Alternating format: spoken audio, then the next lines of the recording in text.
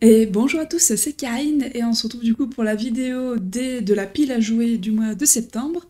Alors j'ai fait ma petite sélection, n'hésitez pas à me dire en commentaire ce à quoi vous pensez jouer ce mois-ci. Donc en solo, je vais jouer à Sorcellerie.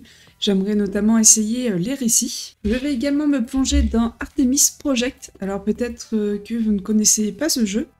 C'est édité par Super Meeple qui fait normalement des jeux plutôt experts, mais dans notre cas ici, on est plutôt sur de l'initié. Et il s'agit plutôt d'un jeu de ressources où on va pouvoir améliorer notre base pour collecter plusieurs ressources et surtout faire le maximum de points. Ça va se jouer avec des dés et c'est plutôt original dans ce qui est proposé parce que certes, les dés, on va les lancer donc il y aura une part d'aléatoire, mais ensuite on va choisir où on les place et parfois avoir un petit chiffre, et ben c'est plus intéressant qu'en avoir un gros.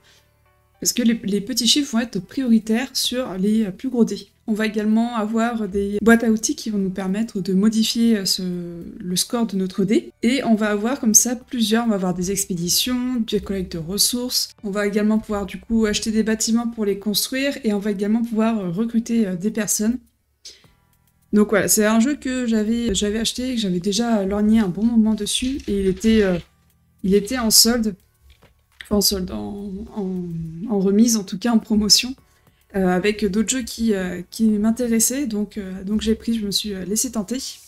Donc ce sera l'occasion d'en savoir un peu plus. Ensuite, nous avons Au cœur des ténèbres, donc j'ai pas encore lu les règles de jeu, mais globalement, ce qui m'avait quand même bien plu, c'est qu'il y avait un petit côté Toulouse qui me plaisait bien, et du coup, on est une bande d'aventuriers malgré nous, parce qu'on s'est échoué sur une île qui va être de plus en plus sombre, et avec des monstres qui vont surgir de plus en plus nombreux et de plus en plus proches de nous. Nous, on doit retrouver des pièces d'une radio pour pouvoir appeler les secours, puis nous rendre au port. Donc il y a un mode solo qui est possible, qui est disponible dans le jeu, malgré que ce soit marqué de 2 à 5. Et on a également un mode un peu plus expert qui rajoute un plateau, une portion de plateau, pour rendre le tout plus compliqué. Et j'avais regardé du coup la vidéo de présentation de l'éditeur, et j'avais beaucoup aimé ce qui était proposé. Donc je les ai contactés pour savoir si je pouvais avoir une boîte et ils ont accepté. Ils ont gentiment accepté, par contre j'ai pas encore joué. Donc je peux pas parler du gameplay, mais j'ai été un peu déçue de la qualité des cartes qui nous sont proposées. Il y avait même, bah voilà, cette carte-là, j'ai même pas encore joué, qui allait abîmer. Alors elles sont quand même tressées, on voit qu'il y a une sorte de tressage, mais je les trouve pas très fines en fait. C'est un peu bizarre. Bon, à voir en jouant, peut-être que j'ai juste pas eu de chance sur cette carte-là.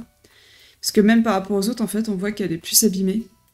Donc c'était peut-être un souci d'impression, je sais pas trop. Voilà. Mais en tout cas, c'est vrai qu'on est sur un jeu quand même assez coûteux. Et au final, qui n'a pas non plus énormément de matériel. Donc on a quand même l'insert qui est pas trop mal, même si là, les petits jetons, il faudrait qu'on les mette là, je crois, mais c'est pas très pratique. Et on a ce qu'ils appellent des standees en acrylique, qui ressemble donc à ceci. Voilà. Bon, moi, qu'il soit en acrylique ou en carton, je trouve pas que ça ait une grande différence. Donc ça, voilà, j'aimerais bien y jouer. Il y a également d'ailleurs un livre de campagne, ce qui m'avait aussi bien plu, qui va nous pouvoir permettre de faire plusieurs scénarios. Je sais pas, j'ai pas regardé combien il y en avait, tiens, je regarde en même temps avec vous. Hop, alors, il y a une conclusion. 2.5. 2.5 et je crois que... Oui, ça m'aide pas beaucoup en fait. 2.5, donc il y en a 5 pour le deuxième scénario et 7 pour le premier. Donc il y a quand même de quoi faire. On a 12 chapitres qui vont pouvoir nous faire jouer au jeu avec peut-être un environnement spécifique, voilà, une narration derrière et peut-être des mises en place un peu différentes. Là, c'est que de la spéculation parce que j'ai pas regardé ni les règles ni les livres de règles. Ensuite, toujours en solo, j'avais oublié d'en parler ma précédente vidéo de récapitulatif du mois. J'ai joué à Dawn of the Z, donc j'ai fait une première partie d'initiation.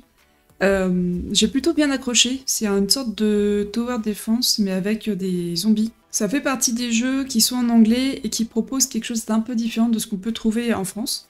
Donc voilà, j'ai fait une première partie, et j'aimerais beaucoup y rejouer, il me manquait des dés donc j'en ai racheté. Et j'aimerais beaucoup y rejouer. Ensuite, il faudrait que je continue ce gros-là, on voit pas le titre, hop. Toulouse Death May Die, qui en fait, enfin pour moi c'est un zombicide. Hein. C'est un bon zombicide avec peut-être un peu plus, enfin quelques trucs en plus.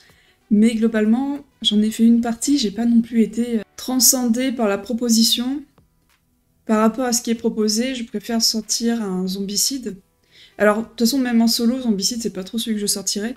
Mais quitte à avoir un jeu comme ça, c'est aussi pour pouvoir jouer avec d'autres personnes. Et je trouve que Zombicide, les thématiques sont quand même un peu plus simples à sortir qu'un Cthulhu que tout le monde n'aime pas forcément, qui est quand même assez osé. Après, sur les mécaniques du jeu, du coup, Cthulhu propose un peu plus de choses, qui est, je pense, censé amener de la rejouabilité, mais bon, voilà, j'aimerais continuer d'y jouer, je vais avoir des congés, donc je vais probablement avoir l'occasion de faire les différents scénarios. Je suis pas sûre d'aller bien plus loin par contre. En solo, j'ai noté que ça, mais peut-être que je me jouerai aussi à Too Many Bones, ça va dépendre. En fait, j'aimerais jouer à ces jeux-là parce que je pense qu'il y en a plusieurs qui ne resteront pas dans ma ludothèque et qu'on a une brocante de jeux de société prévue, je crois, en novembre. Donc voilà, je fais un peu aussi le tri dans ma ludothèque, ça va être l'occasion de jouer aux jeux que j'hésite à garder dans ma ludothèque pour avoir l'occasion de les vendre très facilement lors de cette brocante. Donc ouais, donc j'ai pris cela et peut-être que j'ajouterai à Too Many Bones ou Seven Citadel si j'arrive à avoir un peu de temps parce que c'est des jeux quand même un peu plus complexes que ce qui est proposé là qui est assez accessible, à part peut-être Dawn of the Zeds parce que c'est en anglais donc ça dépend du niveau, puis je pense que même les mécaniques sont un peu plus difficiles à prendre en main au départ. Ensuite, pour les jeux à plusieurs, on va retrouver encore Spirit Island, parce que c'est un jeu que j'aime beaucoup, et que je suis loin d'avoir fait le tour. J'ai joué peut-être aussi en solo, j'ai déjà sélectionné tout ça, ça dépendra aussi du temps. On va aussi continuer de jouer à Paléo, donc on joue à peu près une fois par semaine, donc forcément il y a des jeux qui se retrouvent de mois en mois. Et j'aimerais également lire les règles de Inflexible Afrique du Nord, pour qu'on puisse y jouer, parce qu'on avait beaucoup aimé Inflexible Normandie, et ça faisait partie un peu de mes regrets de vente. Donc là, j'ai eu l'occasion de l'acheter d'occasion, c'est le cas de le dire, à une personne du Discord, et du coup, ce serait l'occasion d'y rejouer, et de voir si vraiment on était passé à côté de quelque chose, ou si au final on avait fait un peu le tour, et qu'il était temps de changer. À savoir aussi que il y a une version, je crois qu'il s'appelle Renforcement, qui devrait arriver en français et qui ajoute un mode solo, qui, des premiers retours que j'ai eus, c'est ni mauvais ni indispensable. Ouais, il faudra que je me renseigne un peu plus, mais c'est une information qui peut être intéressante. C'est une plus grosse boîte et qui ajoute notamment le mode solo. C'est une extension d'ailleurs. Voilà, et bah ça fait déjà une table bien remplie tout ça. Donc voici pour ma part les jeux auxquels j'aimerais jouer. J'aimerais également me faire une table de jeu, donc, vous savez, avec le double plateau.